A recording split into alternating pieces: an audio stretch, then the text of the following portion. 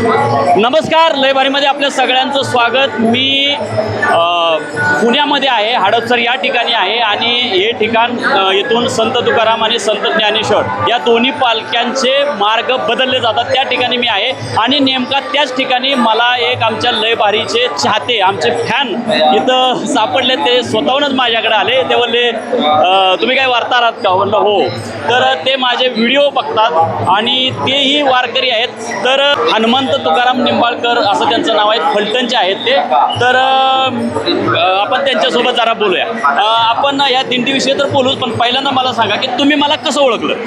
मी सर्वसाधारण तुमचे व्हिडिओ पाहत होतो, प्रत्येक वेळा टी व्हीवर व्हिडिओ पाहतो, त्यामुळे त्यांचे व्हिडिओ रोखठोक असतात आणि वार्ताहर एक नंबरचा असल्यामुळं मला प्रत्येक गोष्ट त्यांचं जे खरं असेल ते खरंच मांडतात, त्यामुळे ते मला चाहते जास्त झालेले आहेत। त्यामुळे त्यांचे मी व्हिडिओ सारखं पाहत असतो। जे मी बोलतो रोखठोक ते खरं आहे का विनाकारण कुणाला त्रास देतो असं वाटतं? कंटिन्यू ते खरं जे बोलतात ते सगळं पूर्णपणे मला, तर मी एक शिक्षक आहे त्यामुळे मी खोटं कधी बोलणार नाही आणि त्यामुळे त्यांचं जे व्हिडिओ पाहतो ते जे बोलतात मांडतात ते एकदम खरं आहे।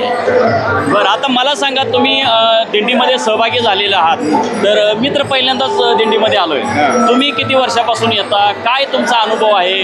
कसं वाटतं दिंडीमध्ये? मी फलटणचं माझं तावडी गाव आहे, पण तरी मी बारामतीमध्ये राहत असल्यामुळं एका दिंडीमध्ये मी आता माझी 7वी-8वी वारी आहे। माझी एक पंगत बारामतीला असते, त्या दिंडीला सोमनाथ पाटील संत गुलाबबाबा दिंडी 261 क्रमांक या दिंडीमध्ये सतत चालत असतो आणि त्या दिंडीत सहज मी आता या ठिकाणी आलो, तर मागे दिंडी आमची मागे दिंडी आहे आणि मलाही वार्ता दिसल्यावर मग मी ते चाललं होतं, त्यामुळे त्यांना मी लगेच ओळखलं। म्हणलं तुम्ही वार्ताहर आहात का?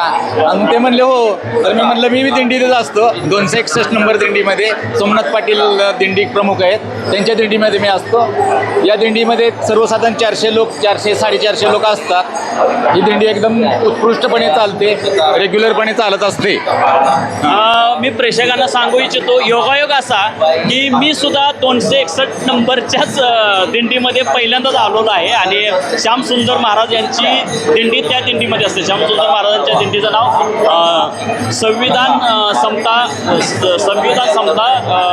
दिंडी असं त्यांच्या दिंडीचं नाव आहे आणि त्या दिंडीमध्ये मी सहभागी झालेलो आहे। योगायोगाने निंबाळकर साहेब सुद्धा त्याच दिंडीचे भाग आहेत।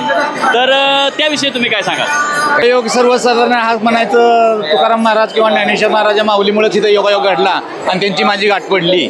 मी काही त्यांना फक्त टी व्हीवर पाहिलं होतं आणि ते या ठिकाणी मला सहज दिसले आणि म्हणून त्यांची माझी ओळख झाली या ठिकाणी। आणि मला सर्वसाधारण या दिंडीमध्ये सर्वच वारकऱ्यांचं चांगल्या प्रकारे सोय केली जाते। सोमनाथ पाटील सर्वसाधारण सर्वांना व्यवस्थित सांभाळून नेतात।